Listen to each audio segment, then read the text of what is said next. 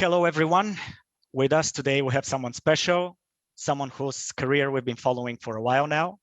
You might know him from podcasts such as The Brilliant Idiots, Flagrant 2. He's pretty much all over YouTube. And recently, we finally got a long-awaited Netflix special, Schulz Saves America. He's breaking the internet, he's saving America, and here he is now trying to save Bulgarian stand-up comedy. Let's go, baby. Andrew Schulz, everyone. Thanks for having me, Alex. What's up, Bulgaria? How you guys doing? Could be better. Could be better. The situation, of course, is not great, but worldwide is pretty much the same. We don't have it as bad as other countries. So, bro, you got to just open it up, man. That's what we learned about Miami. We're down in Miami. We moved all of our podcasts and everything down to Miami. So this is the new studio that you can see in the background, yes. And everything's open over here, and people seem to be alive. So that's great. Yeah, you guys should give it a try. Well, most of us are actually trying. We're fighting for it, but yeah. Well, the vaccines are coming in slowly, so yeah. Some luck, maybe by September, if everything goes well, this will be behind us. So yeah. I know it's been a little over a month, but congratulations on the special. Thank you. It's great. Thank you very much, man. Appreciate it. I've watched it multiple times, and did you understand it? Yes. Yes. How was the translation for the subtitles? Well, there wasn't a Bulgarian translation, and I've been studying English for a while, so there were some references that I couldn't get, but overall, I saw it multiple times, but let's be honest, you have to. Yes, that is true. We made it so you watch multiple times. I have one regret. I wish we never allowed it to be shown with any subtitles that weren't in English. Because of the distraction? Not distraction, though, yes, because then you're going to miss some of the images and that kind of stuff. But mainly because the word choice is so specific that there's no possible way that you could translate it into another language and it would mean the same thing. So a lot of the jokes are maybe a play on words, right? A word that has two meanings, right? And then that joke is played out through the image. And if it was translated into another language, that word that's translated into is not going to have two meanings that are the same as it is in English. So so it's like it's really not supposed to be translated in anything else. And that is my one regret. And it pushed it back like a week for everybody outside of America to watch just so that they could transcribe it into all these different languages. And I'm like, fuck, we waited an extra week for something I didn't even want them to experience it. And that's my one regret. But you live and you learn, my friend. Of course. And that the replayability, or maybe I'm using the incorrect word here, since it requires multiple viewings, I know that you've done this on purpose. I mean, yes. It has to be on purpose. Yes. How do you make comedy have a longer shelf life? The shitty thing about comedy is once somebody's heard your joke, it's useless. Nobody wants to hear the same joke twice. Once you know how a magic trick works, you don't want to see that magic trick again. Okay? Once you realize that the coin isn't really coming out of your ear, right? That it was in his hand the entire time. You're like, well, don't try to take a coin out of my ear. That's stupid, Uncle Joe. So what we wanted to do is try to create something that had watchability multiple times and was comedic as well. And this isn't like our primary goal. It's not even our secondary goal with the special, but it's one of those things that we were trying to accomplish. And I think that we did accomplish it. Like if you watch it and you just look at the images, you'll see an entirely different set of jokes for the special than you will if you just watch it and you listen to what I'm saying. So yeah, I'm proud of it, man. I'm proud of it. Yeah, definitely mission accomplished. But since everything that you're doing with Instagram, with YouTube, all of the monologues and the special itself, you're literally affecting your whole culture or a whole culture. So how do you, that's a lot of responsibility. How do you deal with that? Man, I don't deal with it. To be honest with you, I think initially for like a week or two, I started going, oh my God, I have to read everything about every subject. Now I have to be an expert and know what the fuck these things are.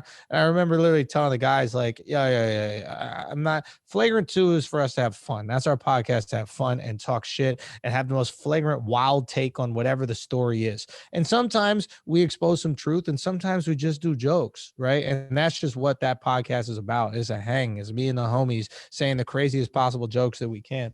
So I didn't want that responsibility for the podcast because it wouldn't be fun. For the special and for those like weekly Instagram hits and YouTube hits, like that's what the US needed at the moment. I mean, maybe globally it was needed, but like that's what the US needed. Like I felt a need for truth, and the best way to give people truth to digest, I feel, is comedy. So we're like, yeah, let's fucking do this, man. Let's create some really funny truth out there. And then we did it. And to be honest, I can't wait to get back to being absurd. You know, I was just doing another podcast and I was like, that's what I miss about stand-up. Like, I don't have to be right. I don't even want to be right. I want to tell the joke that's so wrong, but there's a little connectivity between the things that I'm comparing that you go, well, he's got a point. All of my jokes should be like, hey, he's got a point. It should be the worst possible thing that could be compared or linked or justified, but a little shred of you goes, nah, it kind of makes sense. That's the most fun thing about stand-up. This truth shit is exhausting, bro. People who tell the truth for a living, fucking God bless them, man. But God damn, do I not want to do that. That is some boring ass shit. And then making it funny, bro, we would write a whole essay. No jokes. It would just be an essay about a topic, and then we'd make it funny. But the essay part, that sucked, dude. Yeah. That sucked. Now, if somebody else wants to just do that part and then we just write the jokes, I could potentially bring these back. You've pretty much answered my next question. I was going to ask, since you tackled some topics in your special outside of the US, have you thought about bringing this to a global stage, discussing multiple countries, multiple topics? But now you mentioned it, that it might be too much in terms of research. And I don't know, man. It is it's always interesting talking to people about, you know, their life, their existence, their culture. I'm just fascinated about like culture and, you know, how it informs our decision making. And but at the same time, you know, how do I say it? Like, Americans really don't care about other countries that much. You know, like if we are from those countries or our ancestors are from those countries, we pretend to care. You know what I mean? Like we'll be like, oh yeah, I'm so Italian. I love everything about Italy. And you'd be like, well, who's the prime minister of Italy? They'd be like, nah, some Italian guy, probably. I have no fucking clue who he is. So we like things as they, you know, exist within us. And we have the luxury to do that. Obviously, you're from a smaller country. You have to care about what the bigger countries around you are doing and saying, because it could directly affect you. If America's like, yo, I don't really fuck with Bulgaria, you're not going to get the new Fast and the Furious, and you might be upset about that, right? So you, by proxy of your size, have to be concerned with what's going on in the world around you. And we don't. And low-key, China doesn't. And that's why we all got this fucking virus. Good point. Good point. I did a little research, and Bulgaria is actually slightly bigger than Ohio. Just FYI. Slightly bigger? Slightly bigger. Oh, that's what's up, man. But we have less population. Yeah. I got to get out there, man. Bulgaria and Romania, apparently, they watch a lot of my stuff. People out there. Yes. I have a good following here. You have this is one of those times where the YouTube algorithm worked its magic.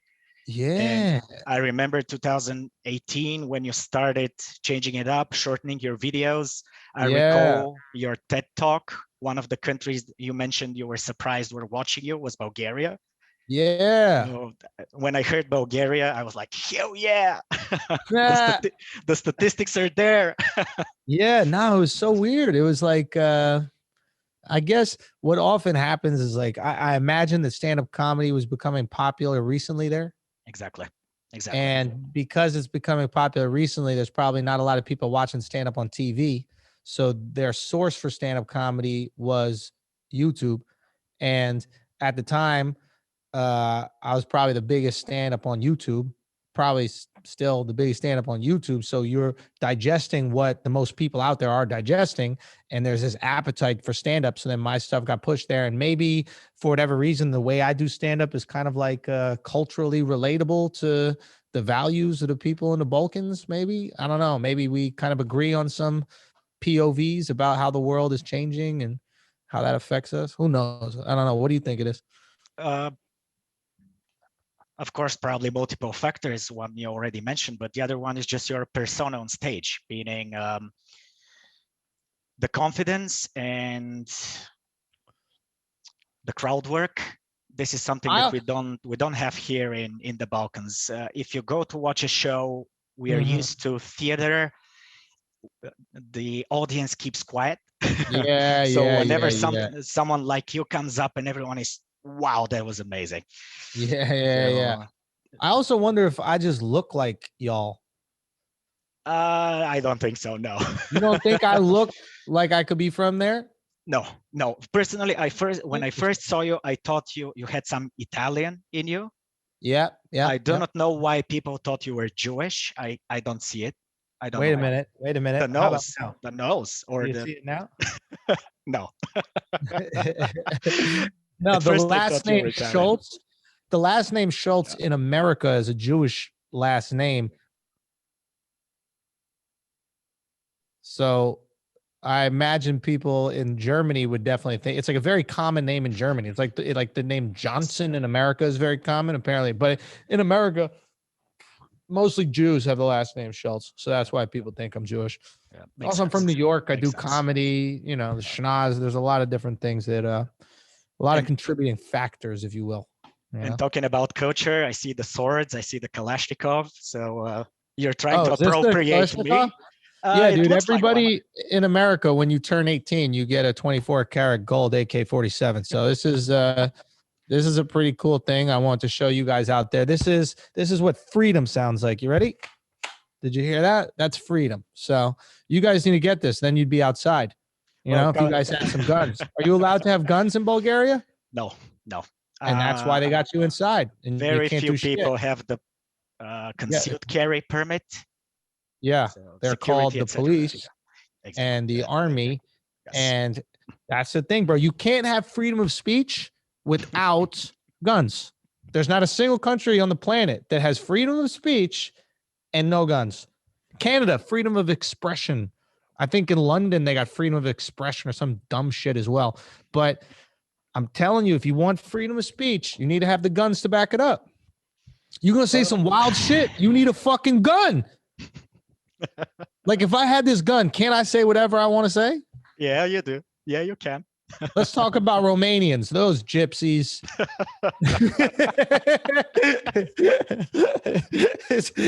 Here we go. I just win over all of Bulgaria. Yeah, they are fucking gypsies, bro. No, dude. Yeah, I'm saying we need to bring guns to the Balkans. That's what I'm gonna do. If I come do stand up out there, I'm bringing a gun. Yeah, depending on which countries. Some countries don't need more guns in the Balkans. Really? Which ones? What are the Balkans? What are the Balkans? Break them down for me. Well, Romania, Bulgaria, Serbia. You can count Greece. North Macedonia is called now, or Republic of North Macedonia. They keep switching shit up, bro. What are they fighting for, those people? They're fighting all the time. They want to separate. It's like you're all exactly the same culturally. What's the difference over here? I fully agree. But it's been a long conflict. Religion is involved, and just people trying to cover up the past so they can build themselves a new future. So it's still going on. So they want to act like all those, I guess they were at war. They want to act like all those wars didn't happen. They're like, yo, let's just get along. It's all good. Don't trip. Yes. And if you manage to wipe out clean someone else's past and substitute it with your own, then you now have a new country. So, whoa, dude. Now you're talking about the American way, baby. You know what I mean? You don't have reservations out there? Just create some reservations, The land that you don't want, you just put the people that you need to move out the way on the reservations. It works out. You give them some casinos, everybody's happy. Name some sports teams after them. And then a few years later, they'll get upset at the way you named them. Just no respect. Romania is No pretty empty. gratitude. Say again? Romania is pretty empty. Romania is empty? Pretty much. It's a big country. So what do you guys do besides like what happens over there? You know, besides like filming HBO shows and shit. Like what is life like? Not much. It's pretty chill. It's pretty. You guys are the least known whites on the planet. The Slavic like usually ones, except white the people. Russians. No. Russians we know about because they're the bad guys in the movies. But like Always. Usually white people know about other white people, right? Like, and I feel like you guys exist, but nobody fucking knows you're there. Do you know what I mean? Yeah. Do you know what I'm saying by this? Like you meet somebody from Bulgaria and you look at them, you're like, buddy, I don't know. I don't know how to start this. I don't know how to start this. Most Americans, I guarantee, don't know a single city in Bulgaria. Probably. How fucked up is that, man? Well, it's kind of understandable. I mean, the US is so big. Most people don't even know. Most Americans don't even know about their own country, but it's a pretty big one. So I cannot expect them to know about us. Oh yeah, we don't know about our own shit. That's a great point that you make right there. But I'm just saying we got to find a way to put you guys on the map, dude. Like, what can we do? Is there like a music festival we can put there? Do you guys is like Molly legal? What can we do to really make Bulgaria a global country, dude? Because that would piss off Romania even more. If you really want to piss off Romania and win the battle of the Balkans, we'll call it. Okay, if you really want to do this, I think we got to do it with some sort of festival, maybe music festival. We have a lot of those, and you're correct that we've been fighting with Romania and Greece for a long time of who is going to claim the biggest festivals, and we get.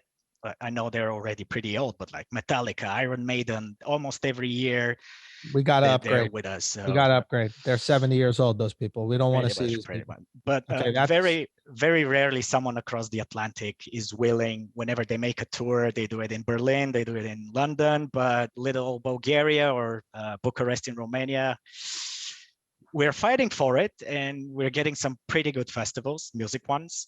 Yeah. So business-wise, it's pretty good because here it's pretty cheap. So investing here in maybe any type of business is, I think we're called a best shore location, something like this. So a lot of Western business is coming here. In the beginning of COVID, Croatia was like the only place open. Yes. And everybody went to Croatia. And they probably lost a lot of grandmas. And that's not good. But they did win the minds and hearts of a lot of people in the West. So if you guys really want to sacrifice, isn't this better than war? If you guys go to war, there's going to be people that die. At least this way, it's just the grandmas. They already lived a lot. Pretty much. I think that there's some positive. I think there's a positive here. I think it's something that you guys should look into. You open up Bulgaria completely. We get some guns. We get some guns. You get some. We basically got to make Miami in Bulgaria. Are you brave enough to do it? We should be. This cannot continue any longer. That's what I'm talking about, my man. Will we be able to get our hands on Andrew Schulz merch once your shop opens? Or it was open. America Did you guys not get it? When I tried to open it up, it had a timer with around 70 days. I do not know if it's region specific, maybe. Oh, fuck, man. You missed it, dude. We had it open for like 2 weeks. Oh, yeah. So, yeah. I've missed it. Well, I'll wait. Next time. I'll wait. We're going to have you. But it's worldwide, right? Worldwide shipping. Yeah. It's worldwide. You guys just got to pay a lot for shipping, man. I got to get. So does everybody speak English like you out there? No. Sadly, no. Okay. What would you say you are as far as being an English speaker? Like you are. I lost you there for a second, but I think I got your question. I would consider myself slightly above average. I used to be better, but I stopped learning English in 10th grade. So since then, I haven't opened a thesaurus. I haven't opened any grammar notebook, etc. So slightly above average, I would say. Do you think you guys speak better than they do in like Norway or similar? I think they're better. I think they're probably better than us, and our accents are quite different. And if you hear, well, I do not know if you expected the Russian accent, which is always a little bit like this. Yes. So yeah, and just one thing, if you probably know this, but the Russian language, it's a Slavic language, and it derives from our language. So Bulgarians actually gave Russians their language, but you probably won't read that anywhere. Wow. Now, how different now Romanian is a Latin language. Correct. Yes. So it's completely different. Completely different. Yes. Both in the way it's written, the way it's pronounced, everything is different. So what's the beef between you guys? If you're so different culturally, you don't even understand each other when you talk, why are you guys beefing? There is no beef. It's just the older generations are bringing up conflicts from many generations ago, and it's slowly flowing into some younger generations. Most of us don't care. I mean, we're trying to be friends with everyone. Globalization is everywhere. Borders are open. We're in the European Union. We just want to live happily, and we're one people. But there are still individuals out there who live in the past, and they try to teach their kids ways that are way in the past. Now, just a question: if you were being honest and objective, who has hotter chicks? Bulgaria for sure. Not even Bulgaria, close. not even close. Bulgaria, if you check any top 10, even in Google, if you Google it, top 10, Bulgaria is like place maybe 8th or 9th place worldwide. Really? Yes, it's crazy. And we're only 7 million people, half of them women, and a lot of them are incredibly beautiful. Really? I'm not kidding. You can check it out. But then Romanian women, you're saying, are just a bunch of like buffaloes, or what? What's the deal with them? There is room to be desired, but they're different people. So I've been there a couple of weeks, but no, they're not to my liking. There are, of course, beautiful women there as well, but not to the extent here in Bulgaria. Okay, so you got beautiful women. You speak English. You're into comedy. Okay, you got these amazing beaches. What's going on over here, guys? Like, let's get this thing moving. Yeah. Right? Yeah. How is this not like a number 1 tourist destination? It is, but not for really rich people. Mostly the Chinese. No, they're slowly coming in, but they're buying property. Oh yeah. So careful, they will buy it off eventually. A lot of the property is bought by Russians and British people. But yes, the Chinese will eventually join in, because our country is not that big, but it's an amazing place and it's slowly being bought. But if they're good people, if they're bringing in money, I really don't care. So okay. So I briefly mentioned to you in our email exchange that, and as you predicted yourself, stand-up comedy here in the Balkans it's pretty young. Yep. I would say, at least in Bulgaria, not older than 10 years. And now with COVID, it has brought us back a couple of years. A lot of our best venues are closed, and maybe forever. A lot of people lost their jobs, businesses. Some comedians say they might never return to stand up. I know that it's just because of the situation now, but do you have any words of encouragement or any advice that you can give in this situation? I know it's different compared to the US in terms of stand-up comedy atmosphere, but is it possible for your government to print $3 trillion? Probably someone working for the government, but to get to the average people, that's going to be a little bit difficult. Okay, that's the first thing I would suggest. It's really nice being a global superpower where you just get to print money when you get into a sticky situation. But if you can't do that, I can only suggest what we did in this situation. This is going to sound horrible, but let me talk through it. I was excited about the opportunity that COVID presented us. Obviously, Corona is tragic. People are losing their lives. They're losing their jobs. They're losing everything they've ever worked for. It's a horrendous situation. Okay. But any kind of chaos in the market presents opportunity. And I knew that people were going to have to, when I mean people, I mean, I knew networks and all these things were going to have to compete with me at my game. Right. So when we sat down, we're like, let's lean into this. Let's go all in. Let's cook up content. Let's try a million different things, see what sticks, and let's win the year of Corona. Right. I think it's pretty obvious that we did that. It's because we seized the opportunity instead of sat back and went, woe is me, I can't do stand-up, boo-hoo, boo-hoo, I can't perform in front of people, and they laugh and tell me how great I am. Like, that sounds really fucking spoiled, if you ask me.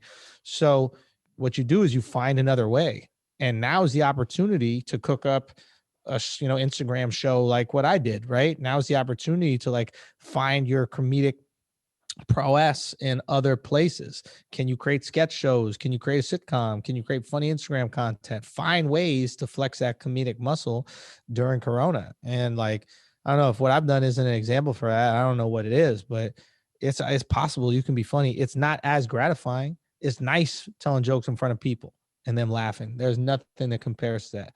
But you can still be a comedian in this time. And you can argue that now is maybe the most valuable time to have a comic. Like, now is when people want to just ignore what's happening in the world or look another way or at least laugh. So yeah, man, I mean, just go out there and get it. Go out there and fucking get it is what I would say. That's what we did. It's possible. Don't get me wrong. We're in the States. There's a lot of opportunity, a lot of money. I understand things are different, but you don't have to do what I did. You don't have to create a Netflix special, right? What you can do is create success, proportionally to where you are. So if that's, crushing your Instagram following, crushing on your YouTube following, or just making things that are really cool, you never know. People still want distraction. It's not like motherfuckers stop watching the internet. They watch even more now. So you got eyes available for you. So that's what I would do. I'd find a way to win regardless. Now is the time, man. Especially if you're an entertainer. People need to be entertained now. They need to be entertained now. So yeah. Yep. It's not a time to mourn. It's a time to create and build. Yeah. Absolutely, man. And I mean, absolutely. Don't get me wrong. It's like you lose your family members, mourn, man. Nobody's going to question that. But I look at everything that happens as an opportunity, and that's what, in my opinion, like luck and good fortune is. Like sometimes I'll sit around, I'll be like, man, I'm fucking lucky, dude. Like shit works out for me. Are the people who are simulating this whole thing saying, okay, let's hook Schulz up. He's been a good guy. He deserves this. Like I'm looking for like, why do things work out for me? And then I realize is because whatever happens, I'm going to solve that problem. And when you look at yourself as a problem solver, you find a way out of the situations that you're in. And then it looks at like all these good things are happening to you, but you're creating that good, right? Now, I'm not solely responsible for this. Obviously, we all need luck. We need luck, but you can put yourself in situations where you can get some luck. And that's what I would suggest people do. Yeah. Yeah. Yeah. You did it right now. You know how many people asked me to do Zoom calls? No idea. I mean, crazy. Thousands of people. I don't know why I'm talking to you, to be honest with you. I mean, the real reason is because I knew that like you guys supported my stand-up when I was coming up on YouTube, and I was trying to go out there and do a show. I think it was in Romania actually, but I was just like, yeah, this region, these people really seem to support what I was doing, and I really appreciate that. So let me talk to them out there. And we do. Yeah, we do, and it would be great if we can bring you over to Bulgaria while we can still afford you. Once we're back open, we're gonna go out there. We're gonna do that. I promise. Absolutely. But here's a perfect example of like, here's a crazy opportunity. You didn't have to be reaching out. You didn't even have to be doing a podcast. You could have shut your podcast down. You couldn't have emailed me or anything. But you do. You have the opportunity, and it presented itself. But you made it present itself. Yep. So keep doing that shit, motherfucker. You're doing the right thing. We'll do. In what other countries have you performed outside of the US? I remember Russia. You mentioned Romania. Russia. I never did Romania. I did Russia. You were invited, but you didn't go. Okay. Yeah, we just couldn't work it out. Iceland, England. I mean, we were going to go on this big European tour, but obviously Corona. The Netherlands, Norway, Sweden, Denmark. Where else? Canada, if that counts. It does. A little bit, and then yeah, I think that's it. Oh, Australia, obviously Australia. So like, yeah, basically any of the countries that speak decent English from there. That's the limiting factor about stand-up is not only do you have to be able to speak English, you got to like really understand it. Yeah. You know, it's to get a joke shows a real sophisticated understanding of language because you're not only understanding the words, you're understanding the cultural context and the tone. Like sarcasm in Bulgarian might be different than sarcasm in English. You know? So it's tough to find that, and those shows are always a little different because you lose some of your references. You know, like a funny show or a funny meme or something you might be referencing in America is just not popular in these other places. You know, certain vocabulary just doesn't translate, so it presents its challenges. But as like a comic who makes a living doing comedy, it's great to know that there are other markets you could take your comedy to. Yeah. I remember this one time Jimmy Carr did a show here in Sofia, our capital city, and he had a joke where he was talking about a hole and he was using the city of Birmingham to make the connection there. And nobody knows what the fuck Birmingham. But he switched it with a Bulgarian town, which he researched a few hours before he landed, and he asked around, and people said, "Well, Pleven, that's the city that you would use." He used the same joke, switched the town, still worked. But yes, sure, that's smart. That's smart. That's an old stand-up trick right there. Is like if you have a joke that requires a local reference, yeah. Just tell me your worst town, and then I'll insert it, and then everybody loses their mind. How does he know this about blah blah blah? That's fucking genius. Yeah, exactly. So, can you share with us any funny or interesting story, something that stood out from one of your performances or visits to any country outside of the US? God, I'm trying to think. Like, what are the things that really stick out, man? It's tough. Often, what I remember about those trips is not the show. I remember the cities, you know, and I remember that kind of like cultural experience. Oh yeah, Russia was crazy. Russia was wild because they had translators. Yeah. So they had these little headphones. Is that normal? Do you guys do that? No. We don't use the they had headphones, and then the guy that translates for the literal president when he comes there, like when American presidents come, he translates for them. And then he was translating my act to the people in real time. So I'd tell a joke, and then the people who understand English, they laugh. And then the people who are getting the translation laugh a second after that. Yeah. And like, I can hear him translating while I'm on stage. Oh, that's tough. Oh, it was crazy, man. But for me, that was more about the experience of just going to Russia. Like, that was so much fun. That was fucking nuts, dude. Like, we went to some strip club where when we were going in there, I didn't know we were going to get kidnapped or have the time of our lives. And it was kind of a little bit of both.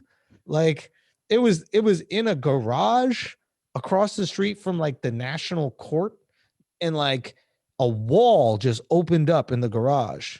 A speakeasy. Bro, it was crazy. Club. It's a wall, a concrete wall just opened out of nowhere. We drove the car into the wall. I mean, this is like something out of Bond or something. It was crazy. And we drove in, and there were all these girls in like these like white pseudo wedding dresses, but like slutty. And they were just going crazy for us. Like, we just won the Super Bowl. They were screaming. They didn't know what any of us looked like or anything. They're here. They're here. I mean, it was just fucking insane, dude. I couldn't believe it. Oh, man, what a fucking night. What a night. I can see that you transported yourself over there. Yeah, I mean, it was unbelievable. I remember just being in there, and then guys come up to me and be like, "Yeah, it's $200 for any of them," and I'm like, "Wait, what?" And like, there's a room. These girls, they did this dance that was choreographed to music with the dildos and a double thing, and I'm just like, "What is happening here?" Like, they had to practice this. Like, that means they did this without people. You know, like it's one thing to like put a dildo in your ass, like with another girl in front of people for money. But it's another thing to be like, hey, Svelana, you want to come over a Sunday at 3:00? We'll practice our double dildo routine. Like that's just fucking nuts, right? Like they had to practice it with the music. Do has, do has. Like it was crazy. I mean, that's when you just can't shut off like the comedian brain, because I'm supposed to be looking at these girls doing a double dildo, and all I can be thinking about is like, wow, they learn this thing. Like, this is crazy. Like, I just want to sit them down and ask them questions about it. Like, did you do this during daylight? That's crazy too. Just double dildo during daylight? That's nuts. Have they ever seen daylight? I mean, oh yeah. Oh no, that's dude. These debatable. girls, no expression, bro. That is the curse of humanity, man. You know, like, it's so crazy how that works. Like, you have these beautiful women, absolutely stunningly beautiful women in Russia, but like, it takes some work to get them to smile, boy. Like, you know, you just feel like you're bombing, bro. I'm paying this girl for a lap dance and she looked miserable, bro. So I look miserable. And I'm like, it's not what I'm paying for. Can you give me some sort of smile or something? Fake that you're into it. I'm not paying you to feel how you feel all day, right? This is nuts. Where's the service? I guess that's what double dildo practice does to you. No face I expression guess whatsoever. so, man. But you got to work your own personal shit out on your own time, bro. Like, I took a risk coming here. I drove into a garage that has cement wall move. I thought that it was over for me and my friends. I thought it was over, but it turns out it wasn't. God bless that girl, man. When you said when you said you cannot turn off the comedian brain, Yeah. I was gonna ask you. I would presume that on very rare occasions you would shut off your comedian brain because you're constantly taking in information. And if we're talking about your joke writing process, how does a regular day of writing jokes goes for you? Man, if I can put it this way. The first time in my life I wrote jokes is when we were doing the monologues. I've never written jokes before. Mm-hmm. I mean, like, I have, but I never like sat down writing jokes. I just kind of like go on stage and be like, oh, here's an idea. What if we defended this thing like this? And then you kind of talk it out and like eventually you get some material and then it just kind of congeals. And it takes me, like, I can develop jokes quickly, but for me to hone the jokes, it takes a while. Mm-hmm. So like, I might be able to develop 30 minutes of material in a couple weekends, but for me to make that 30 minutes of material special worthy, stand up for special worthy, that might take me months of just working them, because I don't really work on the jokes off stage much, right? I'm trying them in front of audience, and then maybe I add a word, maybe I add another section and another section where there might be guys that are more like craftsmen, and they'll like take that joke and be like, ooh, let me do some work on that off stage and let me figure that out. The only way I'm doing that off stage is if I'm talking to the guys, you know what I mean? I'm talking to Mark, or I'm talking to Alex, or I'm talking to like Akash, and I'm like, yeah, I got this idea, blah, blah, blah. And then we kind of spitball. But I'm not one of those like put the pen to paper. And then when we were doing the Netflix thing, that's literally all we were doing. Yeah. It was 4 of us in there, and Robbie, F.A., Mark, myself, and it was just nonstop like writing. And it's fun compared to writing the essay, but it's not as fun as like just being on stage and working out an idea. Yeah. You know? Yeah. That's Mark Agnon, Efe Ilgay, and Robbie Slovak. Yes. Is Robbie Slovak? That sounds Bulgarian, right? Close. Bro, I don't know what the fuck Bulgarian is, dude. I'll be honest with you. What's your last name? Marinkov. Our family names end mostly on OV. If you hear Marinkov, it's either Bulgarian or potentially Russian. Or Russian. Yes, correct. So you guys are Russians, bro. Let's just be honest. Nah, no. You're Russians, we dude. came from there. We came from there, but a completely different. We're completely different people. Okay, why are you so different?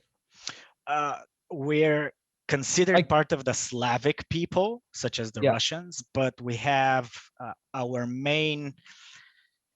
What's it called? Main people are called Bulgarians. We came like 1,600 years ago from the steppes of Siberia and Mongolia, etc. So we were a tribe of nomads, and we came here where there were Slavic people, some other tribes, and we mixed. So we are not pure Slavs. So you're like a little Asian. Like you guys should look a little Asian. Yep, actually, a lot of our music, the way it's played, the tones and the rhythm matches exactly Chinese and Eastern Asian. When you guitars. enter like a Bulgarian restaurant, is it like No, the rhythm is sorry. I'm sorry. A lot of our restaurants are Chinese ones, so you're kind of right. I'm sorry. So okay, so you guys have some Asian in you, but you all look white. When I imagine a Bulgarian, you're white looking. There is some, and that's Russians. Russians got some Asian in them. You got to tell me how you guys aren't Russian. And you're speaking to, just imagine you're speaking to an American, knows absolutely nothing about the Balkans. Everything that you're describing right now, just to let you know, this is what you said to me. You're like, yeah, we like Slavic, kind of like the Russians, and like we gave them their language, so it's kind of pretty much the same. And like we actually come from Russia, Siberia area, so like yeah, but we're not Russian at all. So I need you to explain how you're not Russian to me without saying how fucking Russian you are. All right, and go. Fair enough. Russia is a pretty big place. A long time ago, there were many They're tribes. Big place. We're a small place. That's how That's how different we are. Russia big, Bulgaria small. We understand only simple answers like that or no. Okay, that's how you got to speak to Americans. How funny is that? Everybody thinks we're so dumb. They just oh, it's great. Okay, keep going. What are other differences? Russia big, Bulgaria small. What are the other ones? We're crazy. They're mental. Okay, so you're crazy. Their mental is more than crazy.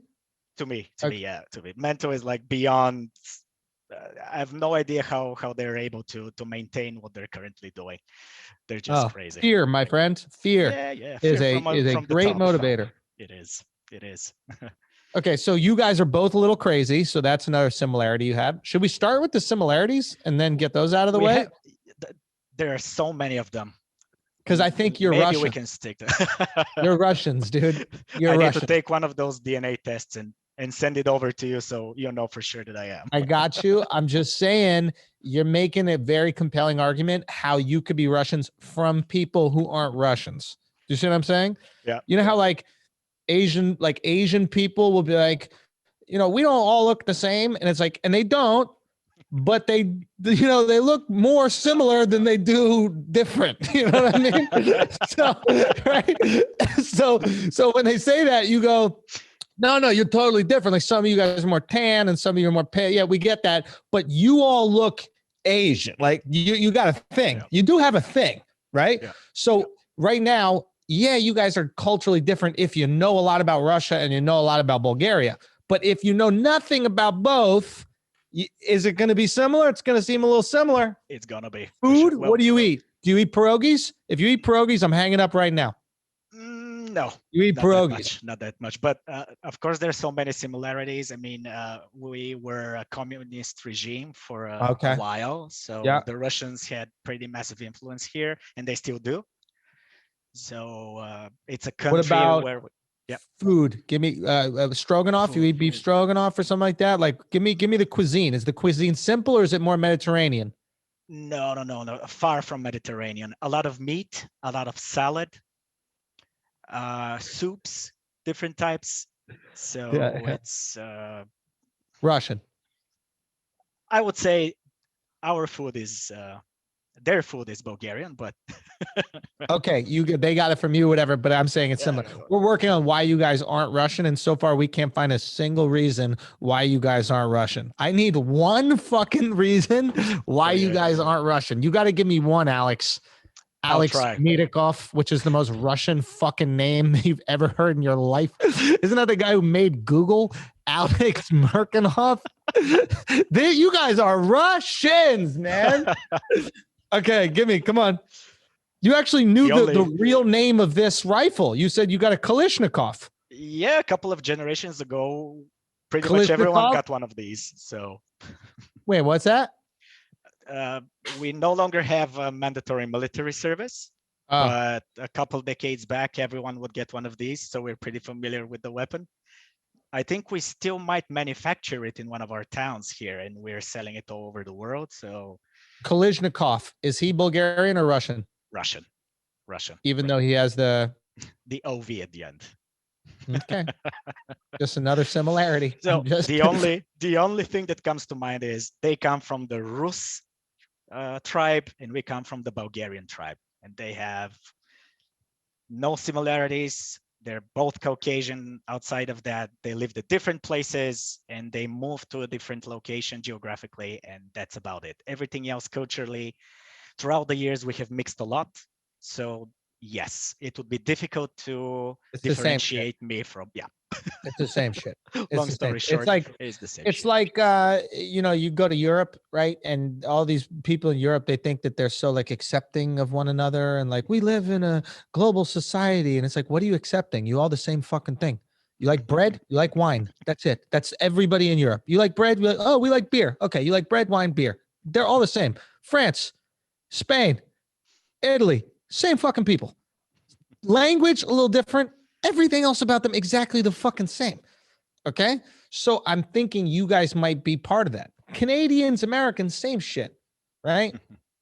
It's the same shit. Maybe. If you say so, I believe you. But do you think there's that big a difference between Canadians and Americans? I don't think so. Well, culturally, maybe, but subtle differences here and there. But one big difference, bro. Yeah, I think they also have guns. Nah. No? Nah. Not like you guys. Nah. If they keep talking shit, they're gonna find out. All right, they're gonna find out. That little prime minister up there talking his little shit. Okay, do you know about him? Yeah, you get on the pickup trucks and just hop over. Are we the only country with pickup trucks? Is that not a thing by you guys? I've only been in the US, in Houston, Texas. But like in the Bulgaria, like if you're doing like a day of gathering gypsies, right? And you're just collecting all the gypsies and stuff. A regular Tuesday, we call it. Yeah, just a day of gathering them. Where would you put them? Where would you place them? It's a small country. We just use shackles and they walk. No, I guess the pickup truck is an American thing. Really expensive to maintain in terms of gasoline. It's gasoline is expensive here. So really? It is. You guys should try to get into some conflicts in the Middle East. It makes gas super cheap, dude.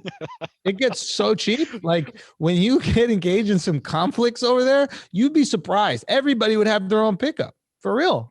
It's the best way to do it. Like, are you guys not paying attention? Why isn't the world paying attention to how shit actually works? Get invested, bro. Afghanistan, get in there. Syria, get a piece. It's up for grabs, baby. I'm not certain we want to be part of this 1,000-year conflict or more, but it's a good idea, and it's so close. But you guys already got your conflicts over there. Why do you guys have the conflict at home? That's a great Daniel Tosh joke. You know that comedian, Daniel Tosh? Daniel Tosh, yes. Oh, yeah. That's fucking great chick. We need to continue the war at home. Yeah, we have the war. What does he say? Let Americans wake up, have a delicious breakfast, drive to war. Such a beast. I wish we had more oil, but if we had, you guys would probably be here, and my name wouldn't be Marinkov. Nah, we let you keep your name, buddy. We let you keep your name. We let you keep your name. You let you dress your women however you want, as long as you give us the oil. If you don't give us the oil, you better not dress the women that way. Okay? If you don't give us the oil, I got a big problem how you dress your fucking ladies. Okay? If you do give us the oil, put them in a garbage bag. I don't care. That's the agreement. Well, it's pretty fair. They're quite beautiful, so even a garbage bag would be difficult to resist. I'm just saying. I'm just saying that. I know. That's hilarious. But that is kind of funny about how America works, right? Like Saudi Arabia does the same shit as any of these other countries, and we're totally cool with it. Everything's totally fine because we got the agreement, baby. We got the agreement. Nobody really cares. Nobody really cares how anybody treats each other, right? Not yet, sadly. Not yet. Hopefully we'll get at some point when we get properly educated. Wait, what's that? When we get properly educated, meaning when we finally understand what it means to be one people instead of just everyone fighting for themselves. But I don't see this happening soon, and I'm not going to be a hypocrite. So I'm part of the whole. So some people, man, one people is going to be tough, man, because we need some people to make shit. I like iPhones still, bro. Yep, me too. You know, me too. And we need some little Asian boys to put together these iPhones. Yep. Okay. Yep. How else would you put so little spare parts in them? I mean, you need small hands to work those instruments. Exactly. It's not a racist thing. No. Not racist at all. Every day, fit the job. The standard joke that every day is bring your kid to work day in China. That's funny. Yeah, every day it's a regular one. It's a standard one, but it's not racist. It's facts. Yes. So when we're tackling such topics, and I know that you're challenging conventional wisdom every time that you go on stage. You've mentioned in previous interviews about when you share your sensibilities with the audience, there is a possibility of alienating them. Yep. How do you deal with that?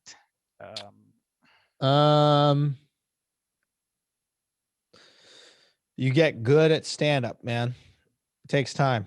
And then you develop like the tools that you need to get certain jokes over, and the rhythm and confidence that you have within an audience. So when you're doing 10, 15-minute sets, you can push an audience in one direction, right, for a while, and they'll be okay with it. They won't let you push them in that direction for 45 minutes or an hour. You need to be a real human being to them, and they need to want to go on this journey with you, and you got to establish how you feel about the world so they can go on that journey. You got to make them feel safe laughing at this fucked up shit. That's your responsibility as a comic. If you want to do that type of humor, that's the type of humor I like to do. So it's my responsibility to make you feel safe laughing at horrible jokes in front of your coworkers who might judge you for it, in front of your boyfriend or your girlfriend who might judge you for it. It's my goal, but also responsibility to set that table. Like, hey, we're all allowed to laugh at this fucked up shit tonight. Yeah. So whereas I have, and I'm sure many comedians, we have just gone up there and been like, just get on my page. Why the fuck aren't you on my page? And don't get me wrong, there are some comedy clubs and there are some audiences that just stink and they don't understand what comedy is. They suck. But it is also our responsibility to get them as close as we can, right? Build up that confidence and use certain jokes to get there. And then use humor, man. At the end of the day, humor is a powerful tool, bro. You can get people to laugh at anything if it's funny enough, and also letting people know, like, hey, we're here for jokes. We're here for fun. There used to be a part of me earlier on where I was like so tied to the joke that I wasn't even like having fun with it. I was like, it was like almost like a science experiment every single time. I can get these people to laugh at this really fucked up thing. And once I started having fun, right, that permeated the audience. They're like, oh shit, he's just having fun. These are just jokes, bro. This is just a goofy time, and he's going to try to make us laugh at this crazy shit. And that's the goal. This is not an indictment on who you are as a human being. If you laugh at this, you could be a good person. You could be an asshole. There are assholes that don't laugh at fucked up jokes. They're still assholes. And there are nice people that do laugh at fucked up jokes, and they're still nice people. You know, whether you laugh or not at a joke does not define you as a human being, or the other things you do in life do. So that's what I would say. How do you do it? It takes a lot of time. Understanding an audience, understanding what they're feeling, organizing your jokes in that way. Oh, I really pushed them far in this direction. Okay, this next joke, I got to bring them back here. I got to let them know I'm not too crazy. That's not exactly how I feel. And then you bring them back over here, and then all of a sudden you throw them to the other side, right? Have some fun with it, but understand how far you're pushing them and learn how to push them, what their limits are, you know? Yeah. I have two more questions for you, and I'm going to Sure. let you go. Since I've been following you, watching your Instagram and YouTube videos, and every time that you point your own camera at yourself, you seem like the person who maintains the same energy both on stage and off stage. And I keep discussing this with some of my colleagues, or most of them. Can a comedian be different on and off stage, or the stage needs to be an extension of the comedian? It's a good question. Yes, they can be different, and there are really funny comedians who are very different. I mean, like, I was really lucky I got to meet Don Rickles, and like, he's a brutal comic on stage. He was the sweetest man off stage. So you could be completely different if you want, but comedy that you do on stage, in my opinion, should always be an extension of who you are, a part of you. I don't want to be funny all the time. Sometimes I want to have a thoughtful conversation. Sometimes I want to be really interested in a sporting event and just have a passionate conversation about that. Right. Like, I don't like, if I want to be funny, I'll be funny, but it's not like who I have to be for you. You know what I mean? Yes. Like, that's my choice. You know, if I'm doing a show, that's what people are paying for, and they deserve to get that with their hard-earned money. Right. But in my personal time, like, comedy should be organic. It shouldn't be this thing that you feel like you must do. Oh, I'm a comedian, so I must make you laugh. No, then you're a clown. I'm not in the clown business. So comedy is something that happens organically. That's how I know how to operate with the world. So if we talk about anything, there's going to be some sort of comedic take. It might not be in the beginning, or it might be at the way end, but that is going to happen organically. But it shouldn't be ever something that you feel like you have to do, at least in my opinion. It should be something that it just comes to you naturally because that's how you see the world. So there are people who are not funny at all off stage, and then they're funny on stage. You know, like I hung out with what's that guy's name? The guy you mentioned earlier is a brilliant joke writer from England. So fucking good. Jimmy Carr. Yes. Jimmy Carr. And he is so fucking funny, amazing. One of the greatest joke writers in history. Like, absolutely unbelievable, right? Didn't say a funny thing off stage. And to me, I wasn't surprised by it. That doesn't seem like his style. It seems like his style is to work on these beautiful little nuggets of jokes. And also, you don't have to make me laugh. It's not up to him to make me laugh if he wants to or not. He can do whatever he wants, but he knows what he's amazing at, right? And then there are people who you might not find as funny on stage, but off stage, they're the funniest people on the fucking planet.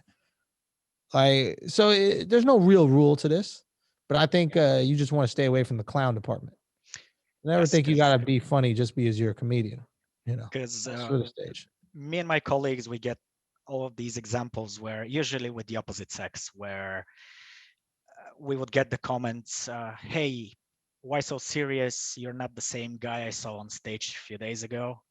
And there is this expectation. I don't know. Very Russian of you, by the way. I'll have to ask my mom and dad. Maybe there is some Russian in me. I've never went back that far.